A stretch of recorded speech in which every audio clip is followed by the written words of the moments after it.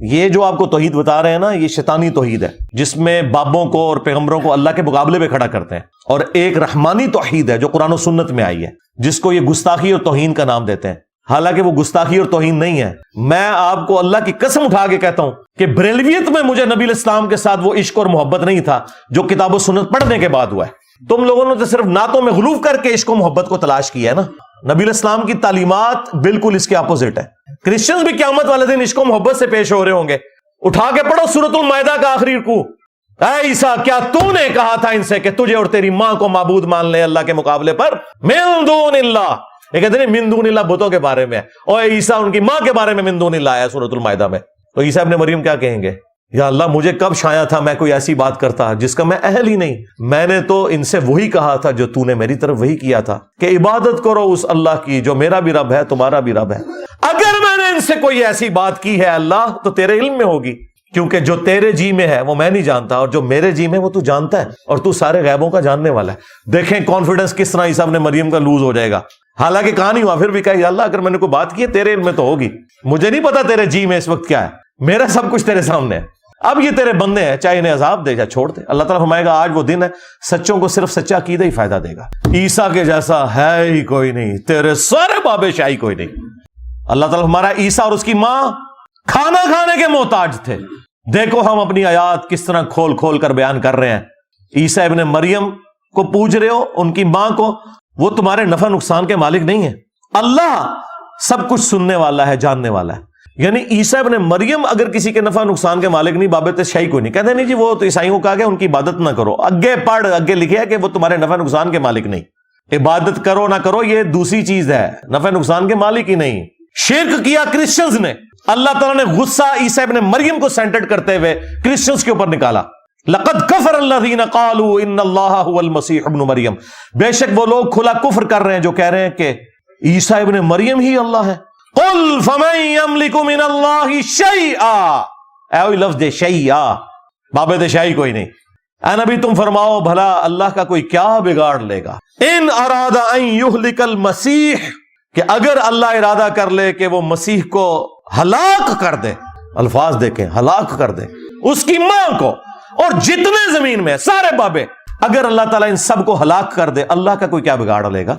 اب مجھے بتائیں، توحید اسٹیبلش کرنی تھی، غصہ کرسچنز کے اوپر تھا، سینٹرڈ کیا عیسیٰ ابن مریم کو، کیوں؟ تاکہ کل کوئی انجینئر صاحب یہ کہہ سکیں کہ عیسیٰ کے جیسا ہے ہی کوئی نہیں، تیرے بابے تھے شاید ہی کوئی نہیں، یہ کہہ سکیں اولو العزم پیغمبر کو سینٹرڈ کرتے ہوئے۔ تو باتیں بہت ساری کی جا سکتی تھی، میرا خیال ہے جن کی قسمت میں ہدایت ہے ان کے لیے یہ ساری گفتگو کافی ہوگی۔ سر ایتھیسٹ سے خدا پر بات کیسے کی جائے؟ جس طرح ہم نے کی ہوئی ہے، from creation to creator, atheist سے متعلق 10 کوسچنز میری تفصیلی ویڈیو ریکارڈ ہے، ان سے بات یہ کرنی ہے کائنات خود بخود بن گئی ہے، کسی کے بنانے سے بنی ہے۔ یہ کائنات کے اندر جو اتنی ہم آہنگی ہے اور اتنا بیلنس ہے جو میں نے سائنٹیفک فیکٹس کی روشنی میں بیان کی ہے، ایک ہی ویڈیو کافی ہے میری، فرام کریشن ٹو کریٹر، کائنات سے خالق کائنات کا سفر، 20-22 منٹ کی ویڈیو ہے، انگلش سب ٹائٹل کے ساتھ ہے، پیچھے نیشنل جغرافک اور ڈسکوری چینلز کی ویڈیوز کے ساتھ اسے پریزنٹ کیا گیا جو کچھ میں نے اس میں بولا ہے، تو وہ کافی ہے خدا کے تعارف کے اوپر۔ اور اگر خدا کو کوئی مانتا ہے، خدا تک پہنچ جاتا ہے، تو باقی سارے سوال انویلڈ ہو جائیں گے۔ پھر اگلی بات ہوگی ول آف گاڈ، لا یسأل عما یفعل وہم یسألون، اللہ کو کوئی نہیں پوچھ سکتا کہ اس نے یہ کیوں کیا، اللہ سب کو پوچھ سکتا ہے۔ اللہ کو پھر آپ یہ نہیں کہہ سکتے کہ انصاف اور عدل یہ تھا کہ ایک دفعہ پریگنینسی کی تکلیف مرد کاٹتا اور ایک دفعہ عورت، نہیں، یہ اللہ کی مرضی ہے کہ وہ عورت نہیں کاٹنی ہے اور معیشت کی تکلیف مرد نہیں اٹھانی ہے، یہ ول آف گاڈ ہے۔ اس کو آپ چیلنج نہیں کر سکتے، شریعت کو آپ چیلنج نہیں کر سکتے، نمازوں کے اوقات کو چیلنج نہیں کر سکتے۔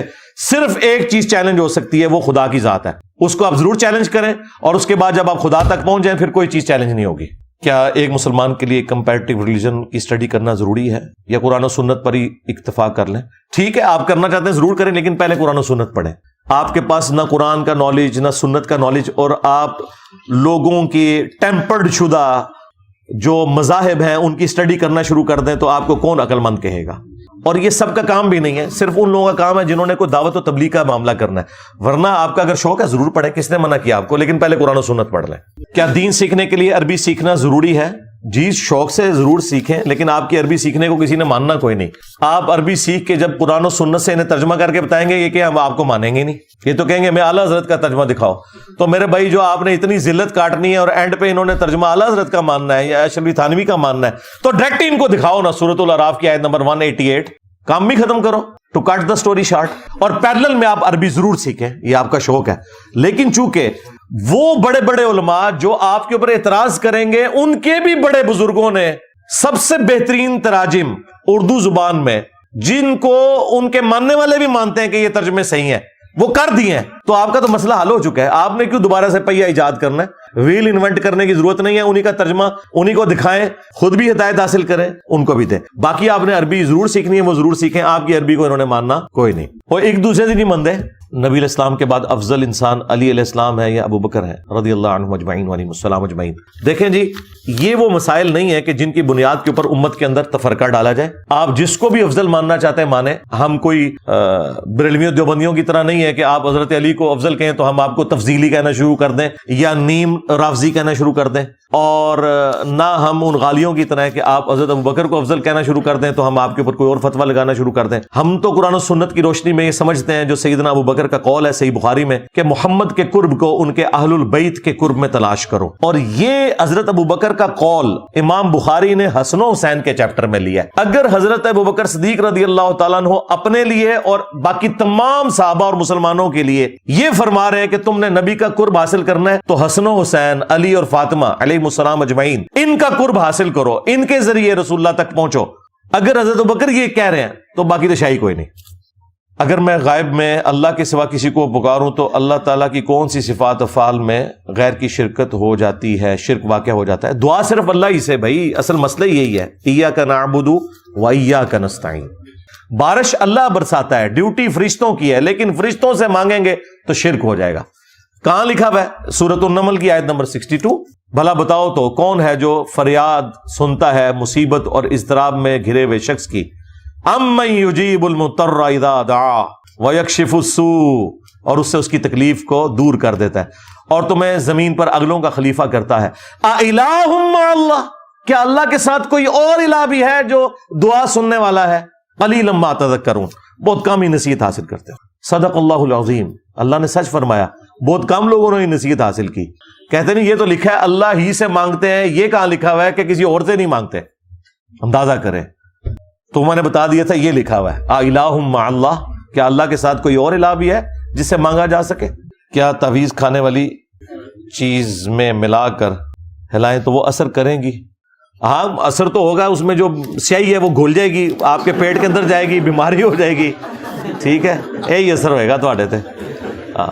بس وہ فوڈ گریڈ مٹیریل کی انک ہونی چاہیے اس میں، رنگ جو ہو نا، تاکہ کم از کم آپ کا معدہ نہ خراب کرے. باقی دوسرا والا اثر کوئی نہیں ہے. ہاں اس کے لیے آپ نبی علیہ السلام کے تعویذات میری ویڈیو دیکھ لیں. تعویذات آخری 3 صورتیں ہیں المعوذات، 3 پناہ دینے والی صورتیں. صبح و شام آپ نے 3 دفعہ پڑھنی ہے. ابو داؤد ترمذی میں آیا ہر چیز سے کفایت کریں گی، اور بخاری میں آیا کہ رات کو سونے سے پہلے آپ نے 3 دفعہ آخری 3 صورتیں پڑھ کے ہاتھوں پہ پھونک کے پورے جسم پہ یوں دم کرنا ہے. اور مسلم شریف میں آیا کہ نبی علیہ السلام کے گھر والوں میں کوئی بیمار ہوتا تو آپ یہ آخری 3 صورتیں پڑھ کے اس پہ دم کیا کرتے تھے. بس یہ ہیں جی مدنی تعویذات، یہ ہیں. کہتے ہیں شادی اپنے فرقے میں کرنی ہے. اہل سنت تو کوئی فرقہ نہیں ہوگا، بریلوی دیوبندی اہل حدیث ہوں گے. اہل سنت یہ کہاں سے آئے؟ ان کا کیا سنی سے لینا دینا؟ غدارو، عزتیں تم نے قرآن بخاری مسلم کے نام پر ویل کی اور اپنے آپ کو سنی کا. تم لوگوں کا سنیوں سے کیا لینا دینا؟ ٹھیک ہے، تم بریلوی دیوبندی اہل حدیث ہو. سنی کہاں سے آئے؟ سنی تو وہ ہے جو آج پوری دنیا کے ساتھ ٹکر لیے بیٹھا ہوا ہے قرآن و سنت کی روشنی میں. ٹھیک ہے، تمہارا سنی سے کیا لینا دینا؟ غدارو، تم نے اہل سنت کے نام کو بیچا ہے. اہل سنت وہ ہوگا کہ اسے آپ قرآن کی آیت بتاتے ہوئے ڈریں، بخاری مسلم سے نماز کا طریقہ بتاتے ہوئے ڈریں. وہ تو سنیت کا غدار ہے، ان کا سنیت سے کیا لینا دینا؟ تو وہ آپ بالکل سنیوں میں ہی آپ نے رشتہ کرنا ہے. جڑے صحیح سنی نے ٹنیاں ہی نہ کرنا، ٹنی جے نا. والد صاحب نے بولا ہے کہ انجینئر کو سنو یا گھر سے نکل جاؤ. یہ ہونا چاہیے تھا انجینئر کو نہ سنو. تو ٹھیک ہے، میرے خیال آپ نے جتنا سن لیا یہ کافی ہے. اب آپ اس کے اوپر عمل کریں. ہم نے آپ کو جاگ لگا دیا ہے تو گھر سے پھر بھی انہوں نے آپ کو نکال دینا ہے. گل ود گئی ہے. اولاد کی خاطر کسی عورت سے شادی کرنا اور بعد میں طلاق دے دینا عورت کی مرضی کے ساتھ اسلام میں کیسا ہے؟ یعنی پہلے ہی آپ نے طے کیا ہوا ہے تو پھر تو نکاح ہوا ہی نہیں ہے. یہ تو اس سے تو یہی لگ رہا ہے وہ نکاح ہی نہیں ہوگا جو پہلے آپ نے طے کیا ہے. آپ کی نظر میں قرآن کا بیسٹ ترجمہ کس کا ہے؟ مولانا مودودی رحمہ اللہ کا جی سب سے بیسٹ ترجمہ، کیونکہ انہوں نے قرآن کے سوز و گداز کو اردو لنگوسٹک میں الفاظ کا چناؤ ایسے کیا ہے کہ جو اگر کسی کو عربی آتی ہے تو وہ سمجھ سکتا ہے کہ اس سے بیسٹ کوئی لفظ نہیں ہو سکتا تھا اسے ٹرانسلیٹ کرنے کے لیے. اور ربط قائم کیا انہوں نے. سلانے کے ختم کا کھانا جائز ہے، غیر اللہ کے نام کی نیاز. غیر اللہ کے نام کی ہو تو نہ کھائیں، اگر اصالے ثواب کے لیے تو آپ وہ کھانا کھا سکتے ہیں. اس ایکٹیویٹی کو ہم غلط سمجھتے ہیں، لیکن جو اللہ کے نام کا کھانا دیا جاتا ہے وہ جائز ہے، کھانا کھائیں. کیا قبر رسول کعبہ اور دنیا کی ہر جگہ سے افضل ہے؟ قبر رسول صلی اللہ علیہ وآلہ وسلم جنت کے ٹکڑوں میں سے ایک ٹکڑا ہے جی، اس میں تو کوئی شک نہیں ہے. باقی ظاہر ہے دنیا کی ہر جگہ سے افضل مدینہ شریف دنیا میں ہر جگہ سے افضل ہے. ہمیں جو ان سے اختلاف تھا، انہوں نے کہا کہ قبر رسول اللہ کے عرش سے افضل ہے. ہمیں اس چیز کے اوپر اختلاف تھا. اگر یہ کہنا کہ قبر رسول دنیا کی ہر جگہ سے افضل ہے تو بالکل یہ تو ہمارا بھی عقیدہ ہے، اس میں کوئی شک والی بات ہے. آپ اعلیٰ حضرت کے علماء دیوبند پر لگائے ہوئے فتوے تو بتاتے ہیں، لیکن ان باتوں کو ڈسکس نہیں کرتے جن کی وجہ سے فتوے. کیوں نہیں میں نے ڈسکس کیا میرے بھائی؟ میرا تو یوٹیوب کے اوپر کلپ ہے کئی سال پہلے اعلیٰ حضرت کے نامکمل مشن کی تکمیل میں نے کی ہے نا. اعلیٰ حضرت نے جن گستاخانہ عبارتوں کے اوپر بات کی تھی، میں نے کب کہا کہ وہ گستاخانہ نہیں ہے؟ میرا جو لیکچر ہے انڈیا اور پاکستان کے بزرگوں کی 19 گستاخانہ عبارات کا تحقیقی جائزہ، اس میں نے وہ تمام گستاخانہ عبارتیں ڈسکس کی ہوئی ہیں. تو آپ تک اگر آپ کے خلاف کوئی عبارت پہنچی ہے تو شاید آپ نے سمجھ لی ہے، میں تو ان کو ڈسکس کیا ہوا ہے، لیکن میں نے اس میں ویلیو ایڈیشن کیا ہے کہ اعلیٰ حضرت جی اپنے گھر کی بھی صفائی کریں. آپ کے بزرگوں کی بھی اسی قسم کی باتیں تھیں.